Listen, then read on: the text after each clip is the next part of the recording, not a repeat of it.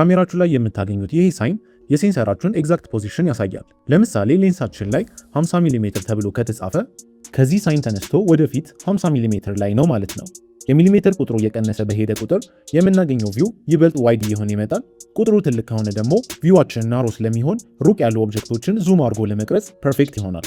ነገር ግን ሎንግ ዙም ሌንስስ ወይንም ትልቅ ሚሊሜትር ያላቸው ሌንሶች ላይት የመሳብ አቅማቸው አነስተኛ ስለሚሆን ፎቶችን ዳርክ የመሆን ቻንስ አለው። ለዛ ነው እንደዚህ አይነት ሌንሶች በቂ ብርሃን እንዲያገኙ ላርጅ አፐርቸር የሚያስፈልጋቸው።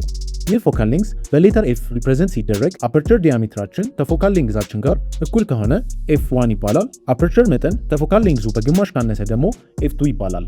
እያነሰ ሲሄድም ኤፍ2.8፣ ኤፍ4፣ ኤፍ16 እያለ ይቀጥላል።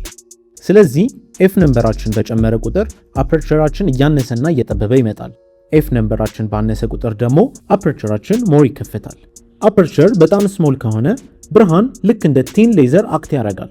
በዚህ ጊዜ ሳብጀክታችን ወደፊትና ወደ ኋላ ቢንቀሳቀስ ወይንም ሌንሱና ካሜራው ቢንቀሳቀሱ እንኳን የምናነሳው ፎቶ ሁልጊዜ ሻርፕ ይሆናል። ነገር ግን አፐርቸራችን ሞር እየተከፈተ ሲመጣ የብርሃኑ አንግል ስለሚሰፋ ፎቶ ሻርፕ እንዲሆን ከተፈለገ መንቀሳቀስ የሚቻለው በዚህ ስፔሲፊክ ኤሪያ ላይ ብቻ ነው። ይህ ሻርፕነስ ኤሪያ ደግሞ ዴፕዝ ኦፍ ፊልድ ይባላል።